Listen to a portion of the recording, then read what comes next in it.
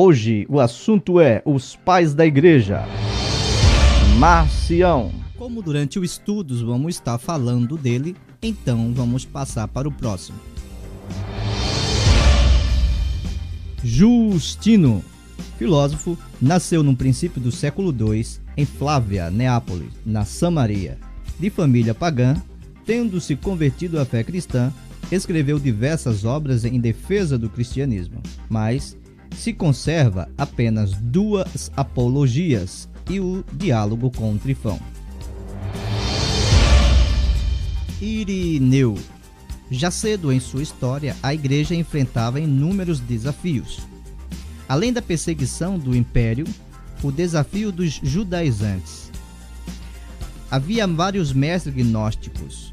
Eles defendiam uma doutrina específica e tinha em comum o fato de dizerem haver recebido um conhecimento gnosis secreto do próprio Cristo e dos apóstolos, de onde veio seu nome.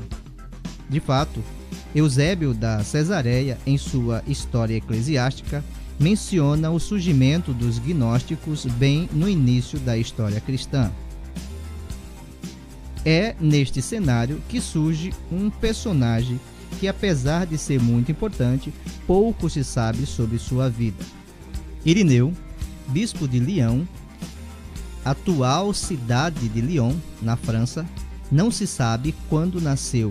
Alguns defendem que tinha nascido em 115 e 125 d.C., outros entre 130 e 142 d.C. O que se sabe é que nasceu na Ásia Menor, talvez próximo de Esmirna. Não se sabe por que Irineu foi para a Gália. Sabe-se que por volta de 177 está na região. Neste ano, a igreja de Lyon sofre martírio sobre o reinado de Antônio.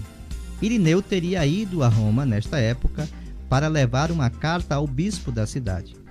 Enquanto estava fora, os cristãos de Lyon sofreram martírio. Segundo o historiador eclesiástico Roger Olson, neste genocídio morre também o bispo da cidade, Potino, deixando o episcopado para Irineu. É na época que Irineu estava em Roma que ele conheceu os gnósticos, discípulos de Valentino. Abismado com o crescimento em meio cristão do gnosticismo, Irineu se põe a estudar e refutar o movimento. É neste momento que Irineu se torna o primeiro pai da igreja que se dispõe a escrever sobre a doutrina cristã de forma detalhada. Nasce então as bases da teologia.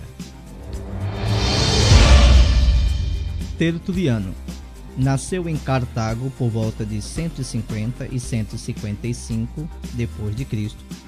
Filho de família pagã abastada, estudou direito e exerceu a profissão em Roma. Tinha o domínio da língua grega e possuía grande erudição em filosofia e história.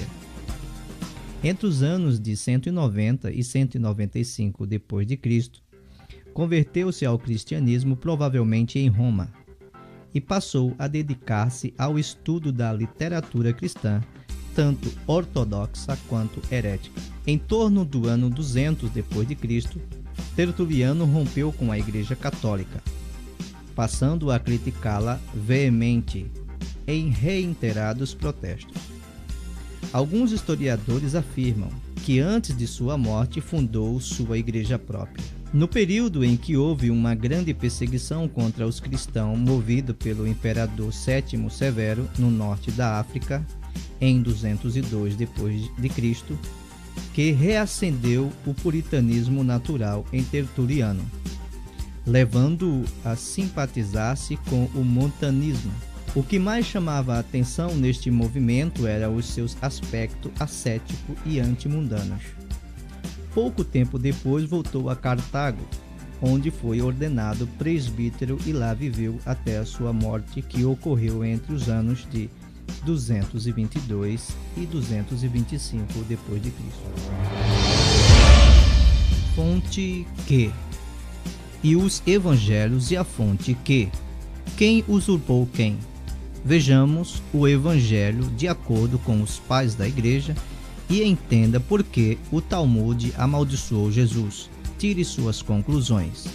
Bom, pessoal, eu quero estar falando aqui ideias contrapostas de Marcião.